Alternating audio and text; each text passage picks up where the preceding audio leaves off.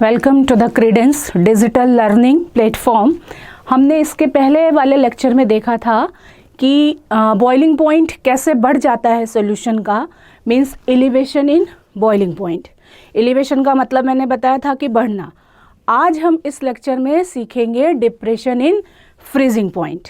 तो जैसा कि हम पढ़ रहे हैं कॉलिगेटिव प्रॉपर्टी, और ये हमारी 3rd नंबर की कॉलिगेटिव प्रॉपर्टी है। इसके पहले लेक्चर में हमने ऑस्मोटिक प्रेशर पढ़ा था, उसके बाद हमने एलिवेशन इन बॉइलिंग पॉइंट देखा था।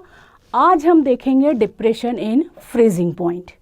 फ्रीजिंग पॉइंट मीन्स जनरली अगर हम बात करें तो हम कहते हैं कि लिक्विड जो है वो फ्रीज होता है और सॉलिड स्टेट में कन्वर्ट हो जाता है।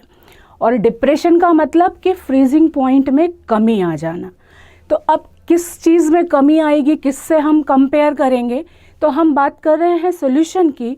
Solution which contain non volatile solute has less freezing point in comparison to solvent.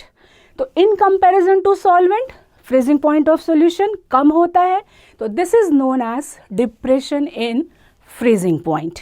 Okay, अब जो हमारा यहाँ पर हम एक ग्राफ शो कर रहे हैं, ये ग्राफ हमने लिया है टेम्परेचर, जो कि हमने एक्स एक्सिस पे लिया है इन केल्विन, और वाई एक्सिस पे हमने लिया है वेपर प्रेशर। कल हमने जो ग्राफ पढ़ा था वो हमने नीचे से ऊपर की तरफ पढ़ा था, क्योंकि हम एलिवेशन की बात कर रहे थे, बढ़ती हुई चीज़। आज हम डिप्रेशन की बात कर रहे हैं, तो हम ऊपर से नीचे की तरफ चलेंगे। तो आपको दिख रहा है 1 atm प्रेशर, जहाँ पर बॉइलिंग पॉइंट पहुँचता था।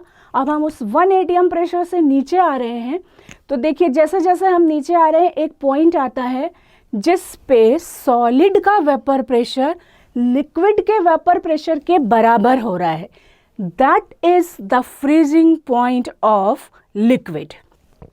हमको पता है कि जो सॉल्वेंट का वेपर प्रेशर है वो हमेशा सॉल्यूशन के वेपर प्रेशर से ज़्यादा होता है, इसलिए सॉल्वेंट की लाइन हमेशा ऊपर रहती है और सॉल्यूशन की लाइन जो है वो नीचे की तरफ है, क्योंकि उसके अंदर नॉन वोलेटाइल सॉल्यूट है।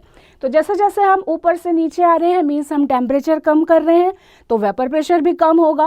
वेपर प्रेशर कम होते होते इतना हो जाता है कि एक सिचुएशन आती है जब लिक्विड का वेपर प्रेशर और सॉलिड के वेपर प्रेशर के बीच में एक